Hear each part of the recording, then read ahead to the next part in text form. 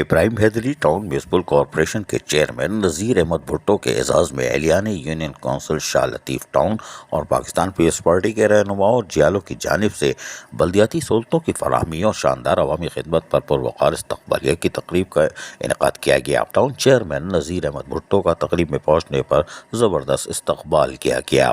Union council شاہ لطیف town اور Peoples party کے جیالوں نے والیانہ استقبال کرتے ہوئے ٹاؤن چیئرمین نذیر احمد بھٹو کو پاکستان پیپلز پارٹی کے رہنماؤں اور معززین کی جانب سے سندھ کی ثقافت اجر کے تحائف پیش کیے گئے۔ ٹاؤن چیئرمین نذیر احمد بھٹو نے عوام سے اس موقع پر بات چیت کرتے ہوئے کہا کہ عوام کے مسائل کے حل کے لیے کوشاں ہیں۔ ملک میں عام انتخابات الیکشن 2024 8 فروری کی وجہ سے الیکشن کمیشن کی جانب سے ترقیاتی کاموں پر پابندی عائد کی گئی ہے، جس کے باعث الیکشن کے بعد عوام کو تمام تر بنیادی سہولیات فراہم کرنے کا سلسلہ دوبارہ شروع کیا جائے گا۔ ٹاؤن چیئرمین نذیر بھٹو نے کہا کہ پاکستان پیپلز پارٹی ملک کی واحد سیاسی جماعت اور ہے جو کسی سیاسی فریق کے بغیر عوام کی خدمت پر یقین رکھتی ہے۔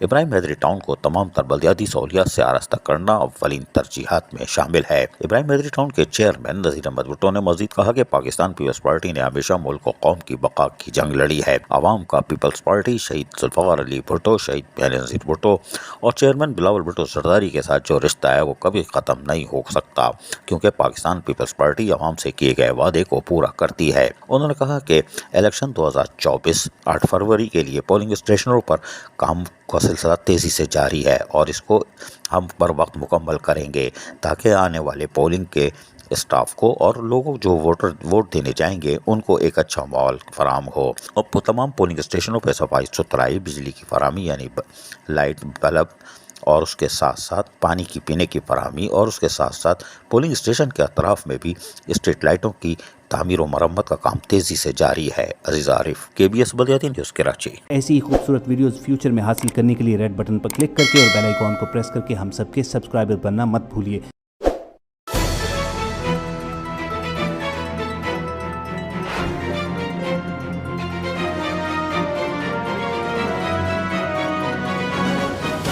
KBS بلدیاتی نیوز۔